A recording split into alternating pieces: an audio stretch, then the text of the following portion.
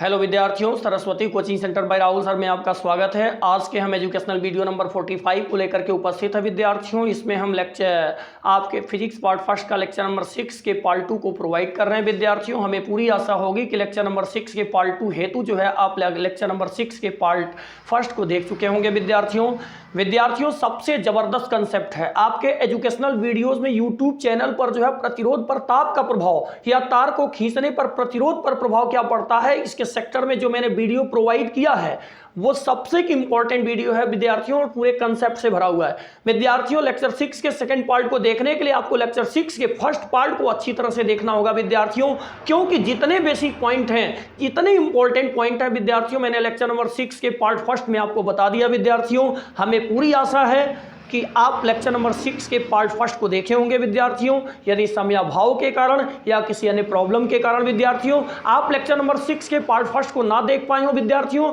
तो हमारा आपसे रिक्वेस्ट है कि आप लेक्चर नंबर 6 के पार्ट फर्स्ट को देख करके ही लेक्चर नंबर 6 के पार्ट 2 में आप एंट्री लीजिएगा विद्यार्थियों। टॉपिक का नाम है तार को खींचने पर प्रतिरोध पर प्रभाव। वहां पर मैंने फाइनल कर दिया था विद्यार्थियों कि जब किसी चालक तार को पकड़कर खींचा जाता है तो उसकी लंबाई में वृद्धि होती है, लंबाई में वृद्धि होती है तो प्रतिबाधा का मान बढ़ता है, अनुप्रस्थ काट का क्षेत्रफल का मान घटता है विद्यार्थियों। मैंने उसमें मेंसुरेशन के एक टॉप क्लास का कंसेप्ट दिया है विद्यार्थियों कि अगर किसी चालक तार की लंबाई को खींची जाए, यदि किसी चालक तार को पकड़कर खींचा जाए और उसके त्रिज्या को आधा कर दिया जाए, माने उसके क्षेत्रफल को घटा दिया जाए, उसकी मोटाई कम हो जाए, त्रिज्या 1/2 हो जाए तो लंबाई में 4 गुना वृद्धि होती है, लेकिन उसके आयतन में कोई परिवर्तन नहीं होता, इसलिए उसको देखें।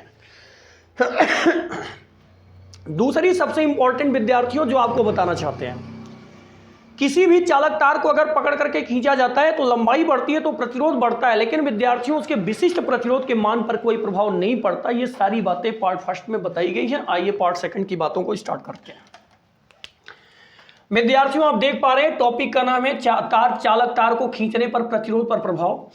मैंने दो स्थितियां ली हैं। एक स्थिति ली है प्रारंभिक जिसमें खींचा नहीं गया, खींचने के पहले का है। दूसरी स्थिति ली है जिसमें तार की अंतिम स्थिति है, मतलब खींचने के बाद की। आप बताइए विद्यार्थियों, अगर चालक तार को पकड़कर खींचा नहीं गया तो उसकी लंबाई L1 है, अनुप्रस्थ काट का क्षेत्रफल A1 होगा। मैंने उसका प्रतिरोध R1 मान रखा है विद्यार्थियों। अभी आपने पढ़ा है कि उसका विशिष्ट प्रतिरोध नहीं बदलेगा, अर्थात उसका रो है, रो1 रो2 का उपयोग नहीं किया जाना चाहिए विद्यार्थियों। मैंने अभी आपको बताया कि अगर चालक तार को पकड़कर खींचा जाता है तो उसका मोटाई घटता है, अनुप्रस्थ काट के क्षेत्रफल का मान घटता है। अनुप्रस्थ काट के क्षेत्रफल का मान क्या होता है? घटता है, लेकिन उसकी लंबाई का मान बढ़ता है। त्रिज्या को आधी की जाए, लंबाई 4 गुना बढ़ेगी, आयतन में कोई परिवर्तन नहीं होगा। बट विद्यार्थियों यहां पर समीकरण बनाने के लिए मैंने इसको B1 मान लिया है। ऐसे विद्यार्थियों आप दूसरे स्टेप में आए, मैंने नीचे लिखा है प्रारंभिक स्थिति में क्या मिला, प्रतिरोध R1 है, विशिष्ट प्रतिरोध रो है, लंबाई L1 है, अनुप्रस्थ काट का क्षेत्रफल A1 है। मैंने मान लिया कि उस दशा में आयतन कितना, B1। विद्यार्थियों अगर चालक तार की अंतिम स्थिति को देखने का प्रयास करें तो ये खींचने के बाद की स्थिति है। जब आपने पकड़कर खींच दिया तो स्वाभाविक सी बात है लंबाई बढ़ेगी और ये L1 के बराबर नहीं होगी। इसको समझाने के लिए मैंने मान लिया ये L2 है, और अगर ये L2 है तो प्रतिरोध R2 है, अनुप्रस्थ काट का क्षेत्रफल भी कम हो जाएगा, इसलिए ये A2 है। विशिष्ट प्रतिरोध के मान में कोई प्रभाव नहीं पड़ेगा, इसलिए ये रो है। और मैंने मान लिया कि आयतन कितना है, V2। विद्यार्थियों हम जानते हैं कि प्रतिरोध R2 है, विशिष्ट प्रतिरोध रो है, लंबाई L2 है, अनुप्रस्थ काट का क्षेत्रफल A2 है, और मैंने मान लिया कि आयतन V2 है। विद्यार्थियों मैंने ये पढ़ाया आपको, मेंसुरेशन के थ्रू ये क्लियर करवाया है कि अगर आप किसी भी चालक तार को पकड़ करके खींचते हो तो उसके अनुप्रस्थ काट का क्षेत्रफल जो है घटता है, अर्थात त्रिज्या में कमी आती है और लंबाई बढ़ती है। उसी में कंसेप्ट दिया है कि त्रिज्या 1/2 कर दो तो लंबाई में 4 गुनी वृद्धि होगी, लेकिन आयतन में कोई परिवर्तन नहीं होगा। तो हम वहीं से स्टार्ट करते हैं विद्यार्थियों। हमें एक बात बड़ी अच्छी तरह से मालूम है कि चालक तार कैसा होता है, बेलनाकार। तो मतलब बेलन का प्रारंभिक आयतन बराबर किसके होगा, चालक तार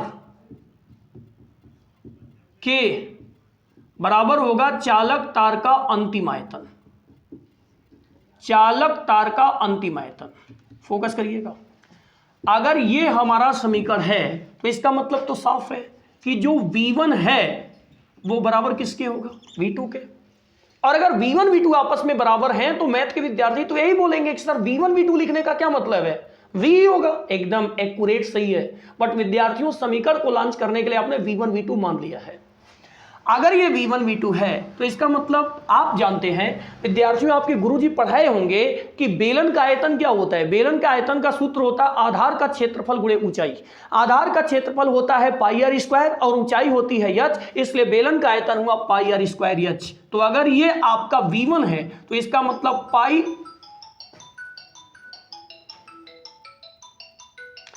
इसका मतलब साफ है कि ये पाई R1 स्क्वायर H1 होगा विद्यार्थियों। और इसका मतलब साफ है विद्यार्थियों कि ये जो वैल्यू आपको दिख रही है यह पाई R2 स्क्वायर H2 होगा। ये बात क्लियर है। दूसरी सबसे इंपॉर्टेंट बात अगर यहां पर समझने की कोशिश करें विद्यार्थियों, दूसरी सबसे जो इंपॉर्टेंट है बात विद्यार्थियों, अगर यहां पर समझने की कोशिश करें तो आप अच्छी तरह से जानते हैं कि pi R1 square pi R2 square, pi R1 square pi R2 square, अगर आप अच्छी तरह से यहां पर फोकस करें तो जो पाई R1 स्क्वायर है कथनानुसार अगर आप फोकस करें तो पाई R1 स्क्वायर बराबर किसके है विद्यार्थियों? A1 के। अगर पाई R1 स्क्वायर बराबर A1 के है तो दूसरी बात आप ये बताइए H1 किसके बराबर हो सकती है? H1 किसके बराबर हो सकती है? L1 के। ऊंचाई लंबाई के बराबर हो सकती है, खड़ी चीजें ऊंचाई में, पड़ी चीजें लंबाई में। तो पाई R1 स्क्वायर K1 के बराबर, क्योंकि पाई R स्क्वायर K होता है।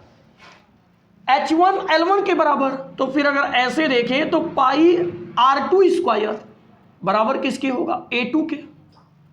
और H1 किसके बराबर होगा? H1 किसके बराबर? H2 किसके बराबर होगा? L2 के। ये बात तो फिक्स है, ये बातें आपको श्योर हो रही होंगी, ध्यान दीजिए। यहां तक तो आपको बातें क्लियर हुई होंगी। तो इसका मतलब अगर ऊपर के समीकरण से हम चलने की कोशिश करें तो ये बात फिक्स हो पा रही है कि जो पाई R1 स्क्वायर है ये बराबर हुआ A1 के और H1 बराबर हुआ L1 के। पाई R2 स्क्वायर बराबर हुआ A2 के और H2 बराबर किसके हुआ? L2 के। अगर हम यहां से A1 और बटा में A2 निकालने की कोशिश करें तो L2 बटा में L1 आ जाएगा। ये हमारा समीकरण नंबर 1 है विद्यार्थियों। मैथमेटिक्स के मेंसुरेशन को मैंने पार्ट से फर्स्ट में अच्छी तरह से समझाया है, लेक्चर 6 के पार्ट फर्स्ट में अच्छी तरह से समझाया है विद्यार्थियों। हमें तो देखना है R2 कितना होगा, तो हम प्रतिरोध को ले चलते हैं, प्रतिरोध के पदों में समीकरण बनाते हैं। तो इंपॉर्टेंट बात है विद्यार्थियों, यदि चालक का प्रतिरोध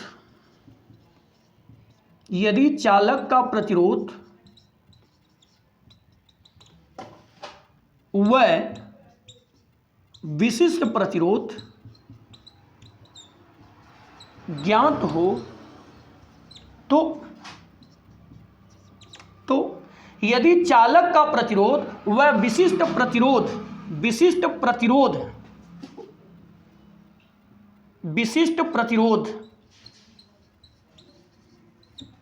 के पदों में चलें तो आप बता सकते हैं आपको क्या मिलेगा। यहां पे फोकस करके बताइए क्या मिल रहा है यहां पे आपको।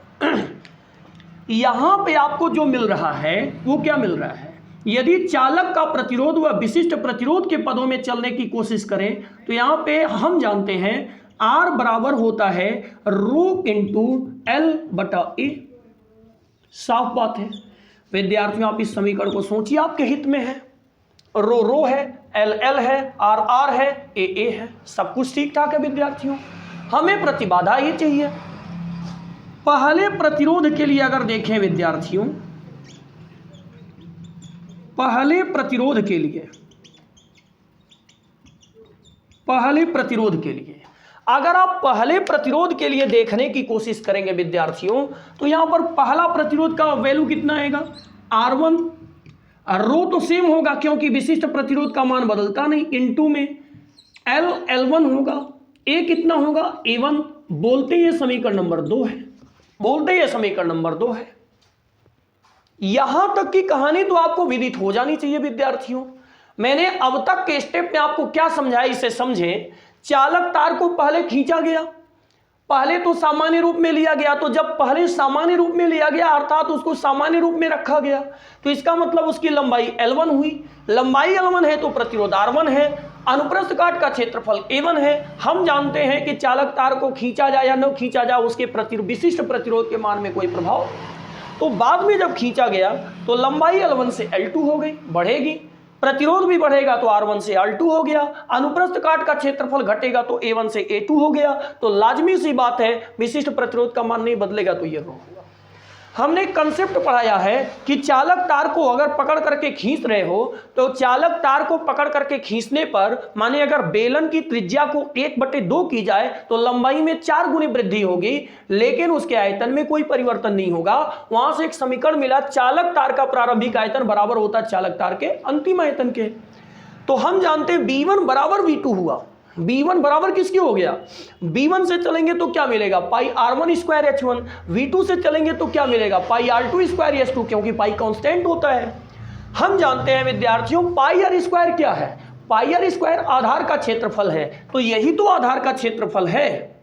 इसको हमने क्या माना? A1। ये क्या है? L1। अगर पड़ी है तो लंबाई है, खड़ी हो जाए तो क्या है? ऊंचाई है। तो मैं स्वाभाविक रूप से मान सकता हूं स्टेटमेंट के अनुसार कि पाई R1 स्क्वायर बराबर A1, तो H1 बराबर L1, तो पाई R2 स्क्वायर बराबर A2, H2 बराबर L2। तो हमारा समीकरण ऐसे मोटिवेट होगा। अगर मैं यहां से K1 बटा A2 करूं तो L2 बटा L1 हमें प्राप्त होता है, जो कि एकदम क्लियर है विद्यार्थियों। ये तो A1 बटा A2 बराबर L2 बटा L1 मिला, माने क्षेत्रफल का जो अनुपात है वो उसके लंबाई के अनुपात में है। बट विद्यार्थियों हमें बात ये सोचनी है कि हमें बाद की प्रतिबाधा बतानी है। आप सोचिए, हमें R2 मालूम है, हमें L2 मालूम है, हमें रो मालूम है, हमें R1 मालूम है, हमें L1 मालूम है, हमें रो मालूम है। विद्यार्थियों हम जानते हैं अगर किसी चालक तार का प्रतिरोध R है, विशिष्ट प्रतिरोध रो है, लंबाई L है, अनुप्रस्थ काट का क्षेत्रफल A है, तो प्रतिरोध का सूत्र होता है रो बराबर R बराबर रो इंटू L बटा A। अगर ये सूत्र है बेसिकली, तो हम अगर पहले प्रतिरोध के लिए लगाएं तो R1 बराबर इतना मिलेगा। बच्चे कमेंट में ये बोलेंगे सर रो1 क्यों नहीं हुआ? विद्यार्थियों पार्ट 6 लेक्चर 6 के पार्ट फर्स्ट में मैंने पढ़ाया है कि सब कुछ तो परिवर्तित हो रहा है, लेकिन विशिष्ट प्रतिरोध का मान कभी भी लंबाई या A पर निर्भर नहीं करता, इसलिए ये सेम रहेगा। ये समीकरण नंबर 1 है। विद्यार्थियों आप यहां तक का स्क्रीनशॉट लीजिए, मैं फिर स्टेप को आगे समझाने की कोशिश करता हूं। तो विद्यार्थियों आपने समीकरण नंबर 2 क्या प्राप्त किया है? समीकरण नंबर 1, समीकरण नंबर 2 मैं वापस से लिख रहा हूं, चीजों को ध्यान दीजिएगा। आपने समीकरण नंबर 1 में प्राप्त किया है A1 बटा A2 बराबर हुआ है L2 बटा L1 के। ये आपने समीकरण नंबर 1 प्राप्त किया है। समीकरण नंबर 2 जो आपने प्राप्त किया है वो आपने प्राप्त किया है R1 बराबर हुआ है रो इंटू L1 बटा A1।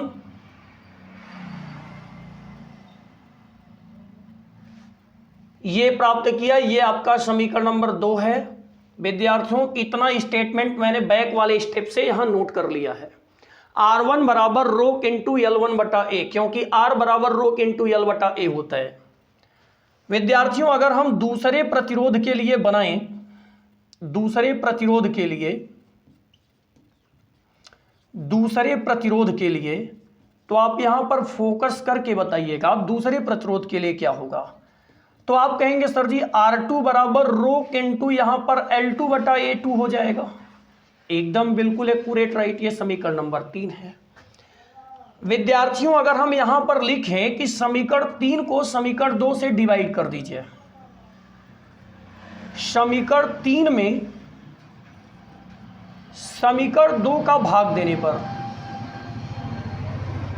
समीकरण 2 का भाग देने पर तो क्लास के कुछ बच्चे ऐसे हैं जिनको ये मामला बहुत क्रिटिकल लगेगा कि समीकरण 3 में 2 का भाग क्यों, समीकरण 2 में 3 का क्यों नहीं। प्यारे विद्यार्थियों मैं आपको बता दूं कि ऐसा क्यों है कि समीकरण 3 में 2 का भाग क्यों दे रहे हो। तो 2 तर्क है। पहला तो 2 हमें, R1 तो हमें मालूम है, R2 हमें ज्ञात करना है, इसलिए 3 में 2 का भाग देंगे। दूसरा आर्गुमेंट मेरे पास ये है कि खींचने के बाद लंबाई बढ़ जा रही है, लंबाई बढ़ जा रही है तो R2 बढ़ जा रहा है, R2 ज्यादा है R1 कम है, इसलिए 3 में 2 का भाग देंगे। कारण क्या है, R2 ज्यादा है किससे, R1 से। अतः समीकरण 3 डिवाइडेड बाई समीकरण 2, समीकरण 3 डिवाइडेड बाई समीकरण 2 करना उचित होगा विद्यार्थी। चलिए करते हैं फिर। R2 बटा R1 LHS का LHS में, R2 बटा R1 RHS का RHS में, रो इंटू L2 बटा A2, अब पूरे के बटा रो इंटू L1 बटा A1, रो से रो कैंसिल हो जाएंगे। आप फोकस करके बताएं R2 बटा R1 आपको क्या मिल रहा है, फोकस करके जल्दी रिप्लाई कीजिए, R2 बटा R1 क्या मिल रहा है। तो क्लास के सारे बच्चे बताएंगे L2 बटा में A2, अब पूरे के बटा में L1 बटा में A1 मिल रहा है। बिल्कुल सही विद्यार्थियों। अगर हम इसे आगे बढ़ें तो R2 बटा में R1 क्या लिखा जा सकता है, 4 पद है। तो गणित वाले गुरुजी इस चीज का ऑब्जर्वेशन कराए होंगे कि 4 पदों में सबसे नीचे का सबसे ऊपर मल्टीप्लाई होता है, सबसे नीचे का सबसे ऊपर मल्टीप्लाई, अब बीच का बीच में मल्टीप्लाई होता, क्रॉस मल्टीप्लाई, वज्र गुणन विधि, क्रॉस मल्टीप्लाई कर लीजिए तो आप देखिए L2 का क्या होगा L1 और A2 का क्या होगा L1। तो एक बात फिक्स है कि अगर हम यहां से गुणा करके लिखें तो A1 गुणा में L2 पूरे के बटा में A1 गुणा में L2, अब पूरे के बटा में A2 गुणा में L1। विद्यार्थियों अगर इसको ऐसे लिखना सही है तो इसको ऐसे लिखना पाप तो नहीं होगा कि R2 बटा R1 बराबर हुआ A1 बटा A2 और गुणा में हुआ L2 बटा L1। रिप्लाई करिए। क्लास का हर मैथमेटिक्स वाला स्टूडेंट रिप्लाई करेगा कि सर कोई पाप नहीं है, चीजें सेम है। बाद में फिर K1 इंटू L2 और A2 इंटू L1 हो जाएगा। विद्यार्थियों अगर ये ऐसा है और इसको हम मान ले कि ये हमारा समीकरण नंबर 4 है तो ऊपर से आप देख करके बताइए, ऊपर से आप देख करके बताइए कि A1 बटा A2 का वैल्यू कितना है। आप A1 बटा A2 का वैल्यू जब देखेंगे तो समीकरण 1 कह रहा L2 बटा L1 है, तो यहां पर आप लिखेंगे समीकरण 1 से A1 बटा A2 का मान समीकरण 3 में रखने पर, 3 नहीं है विद्यार्थियों बल्कि 4 है, 4 में रखने पर, 4 में रखने पर तो जैसे ही आप इसे 4 में ला करके रखेंगे, जैसे ही आप इसे 4 में ला करके रखेंगे तो यहां पर आप एक वैल्यू पा रहे हैं R2 बटा R1 बराबर हुआ विद्यार्थियों A1 बटा A2 के जगह L2 बटा L1 आ जाएगा और गुणा में पहले से L2 बटा L1 है। अब आप अगर इसे आगे की ओर बढ़ा करके देखें तो R2 बटा R1 बराबर कितने में आ रहा विद्यार्थियों, L2 का स्क्वायर बटे L1 का स्क्वायर। क्या बात है विद्यार्थियों, अगर ये ऐसा है तो क्या हम इस समीकरण को ऐसे नहीं लिख सकते, R2 बटा R1 बराबर L2 बटा L1, अब दोनों का स्क्वायर है तो होल स्क्वायर। अगर ऐसा है विद्यार्थियों हमें वैल्यू किसका लाना है, रिप्लाई करिए, हमें किसका वैल्यू लाना है। तो क्लास का हर बच्चा बोलेगा सर जी हमें वैल्यू पहले प्रतिरोध का चाहिए कि बाद के प्रतिरोध का। विद्यार्थियों पहले का तो प्रतिरोध आपको मालूम ही था, आपको बाद वाला चाहिए, तो बाद वाला माने R2, तो R2 को जैसे ही बाहर निकालेंगे तो आज R1 भाग में है, आगे जाके गुणा में हो जाएगा, तो L2 बटा L1 का होल स्क्वायर और यहां पे हो जाएगा इनटू में R1। प्रिय विद्यार्थियों टॉप क्लास के समीकरण से आप R2 का वैल्यू निकाल सकते हो। टॉप क्लास के समीकरण से आप R2 का वैल्यू निकाल सकते हो। क्लास के हर विद्यार्थी रिप्लाई करें कि हाँ सर, समीकरण एकदम समझ में आ रहा है, सारी चीजें हमारे लिए एकदम बिल्कुल बढ़िया हैं। विद्यार्थियों, अब तक के स्टेटमेंट को रिवाइज कर देते हैं। सूत्र जो है हमारे सामने आ चुका है, केवल देर है विशेष स्थितियों की। विशेष की स्थितियां लगा करके हम लोग जो है सूत्रों को और भी आगे बढ़ा लेंगे, लेकिन सूत्र का डेरिवेशन हो चुका है। विद्यार्थियों, आप R2 का टारगेट किए थे कि कितना R2 होगा, तो R2 देखिए आपके सामने, R2 बराबर आया L2 बटा L1 का होल स्क्वायर इंटू में R1। विद्यार्थियों, आपको स्टेप फिर से समझा देना चाहते हैं। आपने एक समीकरण प्राप्त किया था जिसमें A1 बटा A2 का वैल्यू L2 बटा L1 था। मैंने कहा अगर किसी चालक का प्रतिरोध R है, विशिष्ट प्रतिरोध रो है, लंबाई L, अनुप्रस्थ काट का क्षेत्रफल K है, तो बताइए प्रतिरोध कितना होगा। तो आप कहते हैं R बराबर रो इंटू L बटा A होता है। मैंने कहा तो R1 कितना होगा, R1 इतना हो जाएगा। कहेंगे रो1 क्यों नहीं हुआ, क्योंकि आपको पता है विशिष्ट प्रतिरोध का मान कभी भी परिवर्तित नहीं होता चालक तार को खींचने पे, लंबाई या क्षेत्रफल का इस पे कोई प्रभाव नहीं पड़ता है। दूसरे प्रतिरोध के लिए चले तो R2 बराबर इतना हो जाएगा। अब मैंने कहा बाबू आप ये देखिए, ये समीकरण 3, ये समीकरण 2 है। मैंने सीधे लिखा समीकरण 3 में समीकरण 2 का भाग देने पर। क्लास के कुछ विद्यार्थी कमेंट करेंगे समीकरण 3 में समीकरण 2 का भाग क्यों देने पर, समीकरण 2 में 3 का क्यों नहीं। प्यारे विद्यार्थियों, आप यहाँ चीजों को समझने की कोशिश करें। चीजें समझने के लिए ये हैं कि हमें R2 का वैल्यू लाना है, तो हमें R3 का वैल्यू, R2 का वैल्यू यहां से लाना है, तो R2 का वैल्यू लेने के लिए हम R1 का भाग लगा देंगे, पहली चीज। दूसरी चीज विद्यार्थियों, चालक तार को खींच दिया गया है, लंबाई बढ़ गई है, तो R2 का मान ज्यादा होगा, R1 का मान कम होगा, तो ज्यादा वाले में कम का भाग लगा दे। मैंने लिखा है R2 ज्यादा है R1 से, अतः समीकरण 3 में समीकरण 2 का भाग लगाना उचित होगा। आर्गुमेंट याद रखिएगा विद्यार्थियों, आपने भाग लगाया, आपको वैल्यू इतना मिला। मैंने कहा सबसे टॉप का सबसे लास्ट में मल्टीप्लाई होता है, बीच का बीच में होता है। ये वैल्यू कितना आया विद्यार्थियों, अगर A1 इंटू L2, A2 बटा A2 इंटू L1 लिखना सही है, तो A1 बटा A2 गुना में L2 बटा L1 लिखना भी सही है। विद्यार्थियों, आप अगर इसको समीकरण 4 कायम करो तो आप बताइए A1 बटा A2 का वैल्यू कितना है। तो क्लास में हर बच्चा रिप्लाई करेगा सर जी A1 बटा A2 का वैल्यू है L2 बटा L1, L2 बटा L1 रखा गया। तो आप बताइए L2 में L2 का गुणा हुआ L2 स्क्वायर, L1 में L1 का हुआ L1 स्क्वायर, दोनों का स्क्वायर है तो होल स्क्वायर कर सकते हैं। विद्यार्थियों, आप ये बताएं आपको चाहिए क्या, तो आप यही बोलेंगे सर जी हमको R2 चाहिए, तो आज R1 गुणा भाग में है, कल के जाकर गुणा में हो जाएगा। उम्मीद है कि समीकरण में यहां तक की बातें आपको समझ में आई होंगी। इस स्टेप का स्क्रीनशॉट लीजिए, फिर उसके बाद हम विशेष स्थितियों को लगाते हैं। विद्यार्थियों, विशेष स्थितियों में आते हैं। इसमें सबसे पहला पॉइंट लगाते हैं, सबसे पहली स्थिति, यदि चालक तार की लंबाई को n गुना बढ़ा दिया जाए, यदि चालक तार की लंबाई को n गुना बढ़ा दिया जाए, पहली स्थिति, यदि चालक तार की लंबाई को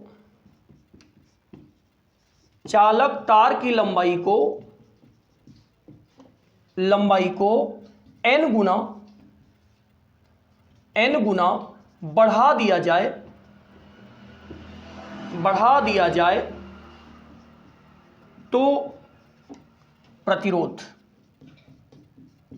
तो प्रतिरोध का मान, तो क्लास के हर विद्यार्थी बोलेंगे अगर सर जी चालक तार की लंबाई को n गुना बढ़ा दिया गया है, तो इसका मतलब साफ है कि जो पहले की लंबाई थी वो एकांक थी। कोई भी चीज पहले श्रेणी में एकांक होगी, तो पहले की लंबाई एकांक है, तो एकांक का मतलब कितना हुआ, 1। और अगर एकांक का मतलब 1 हुआ तो बाद के लंबाई को कितना गुना बढ़ा दिया गया, n गुना। ऐसी स्थिति में जैसे कह रहा यदि चालक तार की लंबाई को n गुना बढ़ा दिया जाए, चालक तार की लंबाई को n गुना बढ़ा दिया जाए, माने बाद में बढ़ाया जा रहा है, तो L2 को n गुना कर दिया जाए, तो इसकी तुलना में अगर देखें तो L1 पहले कितना रहा होगा, 1। ऐसे विद्यार्थियों मान लीजिए L1 एकांक रहा होगा। मान लीजिए अगर पहले की लंबाई 5 मीटर रही हो, पहले की लंबाई कितनी रही हो, 5। अब अगला बोला कि हम इसको 2 गुना बढ़ा दें, तो आप बताइए 5 गुना 2 नहीं होगा, सेम वही बात है। इसीलिए यदि चालक तार की लंबाई को n गुना बढ़ा दिया जाए तो प्रतिरोध पर क्या प्रभाव पड़ेगा। तो क्लास के सारे विद्यार्थी सबसे पहले साफ साफ यही सोचेंगे कि किस समय जो प्रारंभिक लंबाई होगी वो एकांक होगी और L2 का वैल्यू कितना मान लिया जाएगा, n गुना बढ़ा दिया जा रहा है लंबाई को।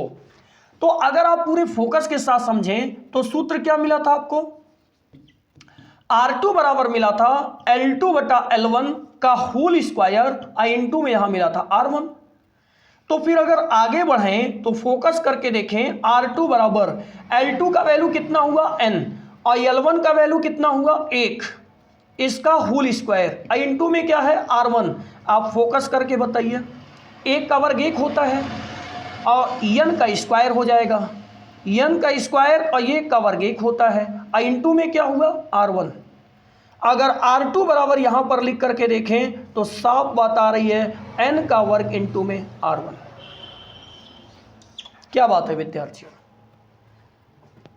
कितना अच्छा कंसेप्ट निकल करके आ रहा है कि अगर किसी चालक तार की लंबाई को n गुना बढ़ाया जाए तो उसका प्रतिरोध जो है उसके वर्ग में बढ़ता है।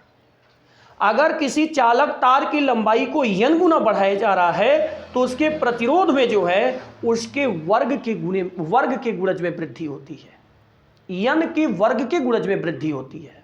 अगर किसी चालक तार की लंबाई को n गुना बढ़ाया जा रहा है तो समीकरण कह रहा है कि उसके बाद का जो प्रतिरोध होगा वह उस n के वर्ग के गुणज में बढ़ेगा। बताइए, अगर एक एग्जाम्पल लेकर के यहां सोचें कि किसी चालक तार का प्रतिरोध 5 ओम है, किसी चालक का प्रतिरोध कितना है 5 ओम है। अब उसकी लंबाई को जो है 5 गुनी बढ़ा दी जा रही है। कै गुनी? 5 गुनी। किसी चालक तार का प्रतिरोध कितना है R1 बराबर 5 ओमेगा।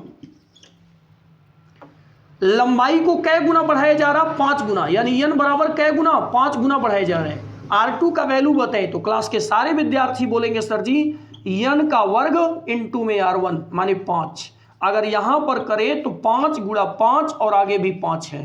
R2 बराबर 5 पच्चे 25 पच्चे 125 ओमेगा हो जाएगा विद्यार्थियों। वर्ग के गुणज में वृद्धि हो रही है।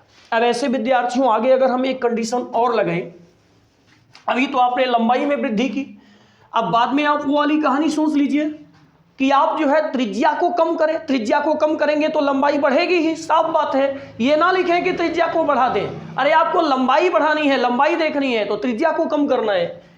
तो केस नंबर 2 लगाए, दूसरी स्थिति। दूसरी स्थिति क्या है, यदि चालक तार की त्रिज्या को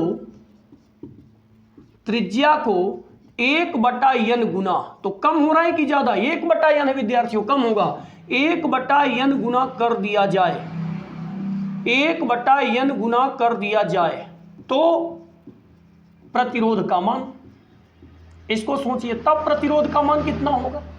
अगर आपने चालक तार के त्रिज्या को कम कर दिया, n गुने के रेट से कम कर दिया, तो मतलब 1/n गुना कर दिया, तो फिर कितना हो जाएगा।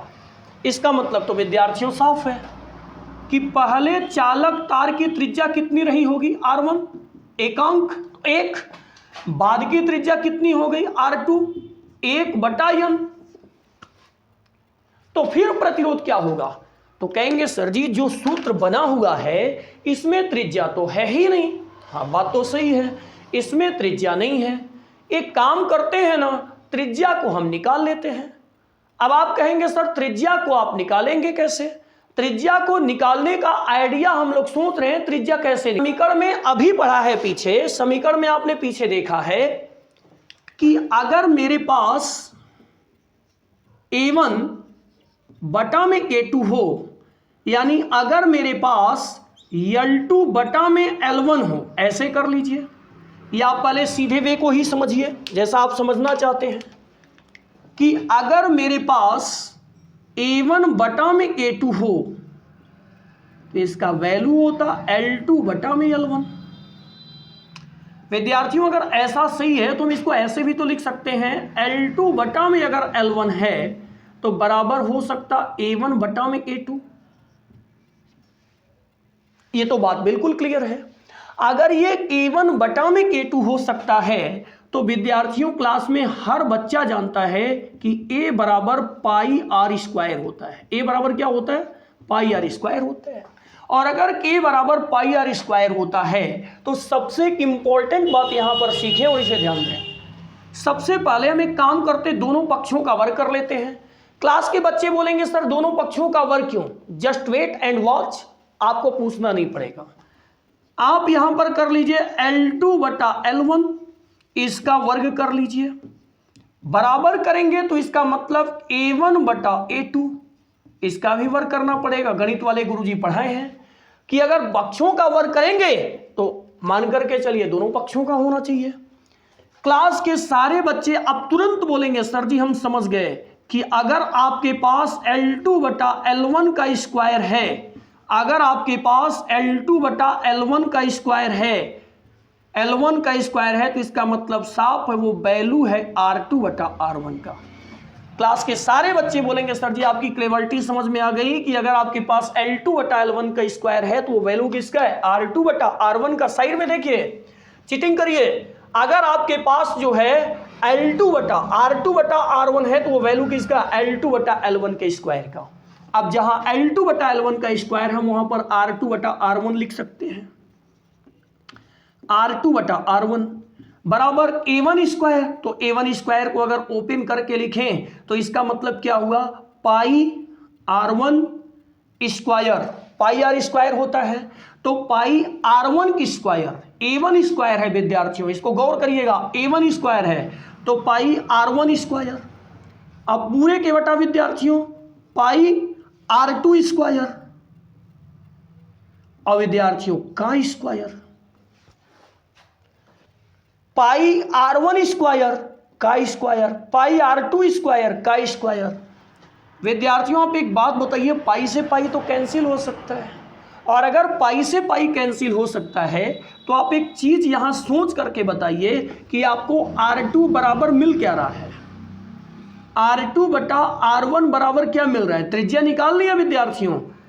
यहां पर आपको मिला R1 का स्क्वायर, अब बटा में मिला R2 का स्क्वायर और ऊपर मिला का स्क्वायर। अब आप वैल्यू पुटअप करिए, R2 बटा R1 बराबर आपको क्या मिल रहा है?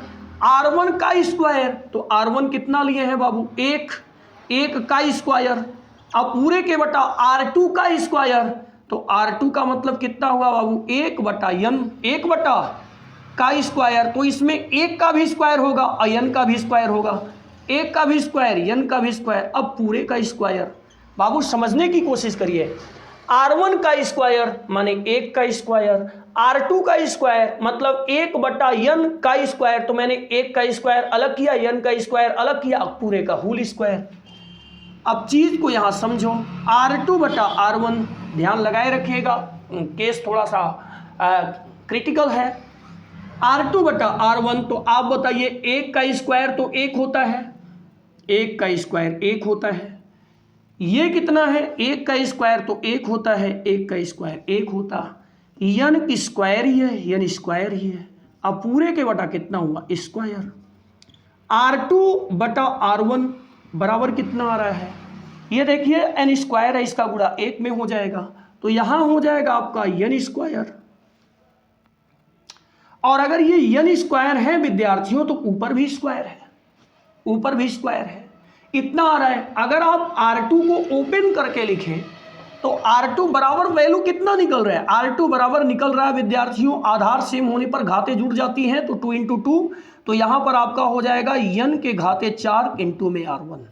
कितनी गजब की बात है विद्यार्थियों, जो चीज हम लोगों ने सोचा था वो चीज यहां प्रूव हुआ कि त्रिज्या को आपने n गुना कम किया तो लंबाई में देखिए 4 के घात में वृद्धि हो रही है। अगर किसी भी चालक तार की त्रिज्या, अगर किसी भी चालक तार की त्रिज्या को 1 बटा n गुना कम कर दोगे, n गुना कम कर दोगे, तो साफ याद करिए उसका प्रतिरोध जो है कितना गुना बढ़ जाएगा।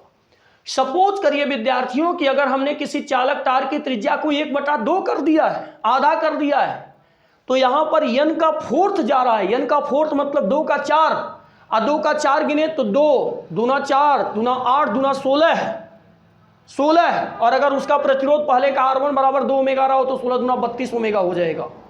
विद्यार्थियों यहां पर टॉप क्लास का कंसेप्ट निकल करके आ रहा है कि अगर हम किसी चालक तार के लंबाई को n गुना बढ़ा देंगे, चालक तार की लंबाई को n गुना बढ़ा दें तो लंबाई की n गुना बढ़ने पर बाद का जो प्रतिरोध होता है वो n के वर्ग में बढ़ता है, n के वर्ग के गुणज में बढ़ता है। लेकिन अगर हम चालक तार की त्रिज्या को n गुना कम कर दें, मतलब 1/n गुना कर दें, तो बाद का जो प्रतिरोध होता है वो n के चतुर्थ घात के रूप में बढ़ता है। विद्यार्थियों, आप इस स्टेप को रिवाइज करिए मेरे साथ, उसके बाद फिर आगे की ओर समझने का काम करते हैं। विद्यार्थियों, आपको समीकरण मिल चुका था। एग्जाम वगैरह में अगर समीकरण सिद्ध करने के लिए कहे तो आप यहीं तक समीकरण को सिद्ध करके छोड़ दिया करिए, L2/L1 का होल स्क्वायर इंटू में R1। लेकिन जब वो कहे कि विशेष स्थितियों को लगाइए तो लगाइए, लेकिन आपको चीज पूरा समझना है क्योंकि न्यूमेरिकल नहीं कर पाएंगे। अब आपने यहां पर सोचा कि मान लीजिए हम लंबाई को गुने में वृद्धि कर रहे हैं, 1 गुना 2 गुना 3 गुना 4 गुना 5 गुना में बढ़ा रहे हैं। अगर हम इस लंबाई को गुने में वृद्धि करें तो बाद वाला प्रतिरोध कितना होगा, तो वही केस मैंने लिखा। यदि चालक तार की लंबाई को n गुना बढ़ा दिया जाए तो प्रतिरोध का मान कितना होगा। विद्यार्थियों, सबसे पहले ये सोचिए कि बाद के प्रतिरोध को n गुना बढ़ा रहे हो। अगर आप बाद के प्रतिरोध को n गुना बढ़ा रहे हो तो क्या आपने सोचा कि अगर बाद का प्रतिरोध n गुना बढ़ रहा है तो पहले का प्रतिरोध कितना होगा। इसका मतलब स्वाभाविक सी बात है कि गणित में उसे एकांक मान सकते हैं। एकांक का मतलब कितना होता है, 1, तो L1 बराबर 1, L2 बराबर n गुना। अगर यहां पर 2 हो तो 2 इंटू n, यहां पर 3 हो तो 3 इंटू n, एकदम फिक्स है। अब आप समीकरण से चलिए, R2 बराबर L2/L1 का होल स्क्वायर इंटू में R1। L2 बोले तो n, L1 बोले तो 1। विद्यार्थियों, 1 का वर्ग कितना होता है, 1, n का स्क्वायर होगा। किसी के बटे 1 मतलब कुछ नहीं, इसका मतलब R2 बराबर n का वर्ग इंटू R1। यानी अगर किसी चालक तार की लंबाई में n गुना वृद्धि कर दी जा रही है तो उसके बाद का प्रतिरोध जो होगा वो n के वर्ग के गुणज में बढ़ेगा। ऐसे ही आप सोचें विद्यार्थियों, आपको लंबाई बढ़ानी है क्योंकि टॉपिक का नाम है चालक तार को खींचने पर प्रतिरोध पर प्रभाव, यानी लंबाई बढ़ानी है विद्यार्थियों। खींचने पर लंबाई बढ़ती है। अगर खींचने पर लंबाई बढ़ती है विद्यार्थियों तो कमेंट सेक्शन में आप बताइए त्रिज्या घटती नहीं है। तो वही चीज सोचा गया, यदि चालक तार की त्रिज्या को 1/n गुना कर दिया जाए, मतलब कम कर दिया जाए, 1/n है, n लिखा जाता तो बढ़ रहा, 1/n गुना कर दिया जाए मतलब कम कर दिया जाए। तो आप सोच के बताइए यहां पर क्या होगा। R1 तो एकांकी होगा विद्यार्थियों, लेकिन जो R2 है वो 1/n हो जाएगा। तो देखने पे पता चल रहा है कि कम हो रहा। 1/n व्युत्क्रम संबंध लेस होता है, अब अनुक्रम क्या होता है, मोर होता है। A1/A2 बराबर क्या होता है विद्यार्थियों, L2/L1। बच्चे कमेंट सेक्शन में ये कहेंगे सर जी R2 बराबर इतना, यहां त्रिज्या कोई है या नहीं है, तो फिर हम त्रिज्या के बीच में संबंध कैसे निकालेंगे। अरे समीकरण के स्टेप तो है आपके पास, क्यों परेशान हो रहे हैं। A1/A2 बराबर क्या होता है, L2/L1। अगर A1/A2 बराबर L2/L1 होता है तो आप बताइए L2/L1 बराबर A1/A2 लिख सकते हैं कि नहीं। बिल्कुल। क्लास के हर बच्चे जानते हैं A क्षेत्रफल है और क्षेत्रफल का सूत्र होता है पाई r स्क्वायर, अनुप्रस्थ काट का क्षेत्रफल, आधार का क्षेत्रफल। हम जानते हैं विद्यार्थियों, थोड़ी सी यहाँ क्लेवर्टी दिखानी है। अगर L2/L1 बराबर A1/A2 होता है तो हम दोनों पक्षों का वर्ग कर लेते हैं। आप यही पूछेंगे स्क्वायर क्यों करेंगे, वर्ग क्यों करेंगे। जस्ट वेट एंड वॉच, आपको अपने आप समझ में आ गया होगा। आपने दोनों पक्षों का वर्ग किया तो क्लास के सारे बच्चे अपनी क्लेवर्टी दिखा दिया बगल से कि सर जान गए L2/L1 का स्क्वायर इसलिए किया गया ताकि प्रतिरोध मिल जाए। L2/L1 का स्क्वायर बराबर होता R2/R1। वाह। अब R2/R1, A1 का value pi R1 square, A2 का वैल्यू पाई R2 स्क्वायर, पाई UN स्टेक कटा। R2/R1 बराबर कितना मिला, R1 का स्क्वायर R2 का स्क्वायर का होल स्क्वायर। विद्यार्थियों, R1 को आपने कितना माना है, 1 का स्क्वायर। R2 को आपने कितना माना, 1/n। तो इसमें मैंने दोनों का वर्ग किया है, ध्यान दीजिएगा। 1 का वर्ग, n का वर्ग और का होल वर्ग। सॉल्व करिए। 1 का वर्ग 1 होता है, 1 का वर्ग 1 होता है, n पे स्क्वायर आ गया, होल स्क्वायर। प्यारे बच्चों, आप जानते हैं n स्क्वायर का गुणा 1 में होगा। अब n स्क्वायर बटा 1 हो जाएगा, किसी के बटा 1 हो इस बात का कोई प्रभाव नहीं। n स्क्वायर का स्क्वायर, आधार सेम होने पर घातें जुड़ जाती हैं। ये 2 है ना, दोनों 2 घातें, और सबका आधार कौन है, n, घातें जुड़ जाएंगे। तो इसका मतलब n के घाते 4, R2 बराबर n के घाते 4 इंटू R1। यानी त्रिज्या अगर n गुने के रेट से कम की जाती है, त्रिज्या अगर n के रेट से कम की जाती है तो याद रखें बाद का प्रतिरोध जो है उसके चतुर्थ घात के गुणांक में बढ़ता है। विद्यार्थियों, ये वीडियो मैंने आपको बहुत मेहनत के साथ प्रोवाइड की है। आई होप कि आप इस वीडियो को अंडरस्टैंड करेंगे। लेकिन लास्ट में मैं आपसे एक छोटा सा रिक्वेस्ट फिर करता हूँ विद्यार्थियों, लेक्चर नंबर 6 के पार्ट 2 को तभी देखें जब आप लेक्चर नंबर 6 के जो है पार्ट 1 को देख लीजिए। कंसेप्ट से भरा हुआ पूरा वीडियो है विद्यार्थियों। इतना टॉप क्लास का एजुकेशनल वीडियोस आपके फिजिक्स पार्ट फर्स्ट के लिए पूरी यूट्यूब चैनल पर आपको कोई प्रोवाइड नहीं करेगा विद्यार्थियों। अगर आपको ये वीडियो अच्छा लगा हो विद्यार्थियों तो आप इस चैनल को सब्सक्राइब करें, बगल में लगे हुए बेल आइकन को प्रेस करें ताकि हमारे द्वारा बनाए गए वीडियो आपको सबसे पहले दिखाई दे। और दूसरी सबसे इम्पोर्टेंट बात यह है विद्यार्थियों कि आप अपने पढ़ने वाले दोस्तों को इसे ज़्यादा से ज़्यादा शेयर करें विद्यार्थियों। यहाँ दो बातें होंगी, आपके सर की मदद भी होगी और आपके दोस्त की भी मदद हो जाएगी विद्यार्थियों। आज के लिए बस इतना ही विद्यार्थियों। Thank you for watching. शेष के लिए मिलते हैं नेक्स्ट क्लास में।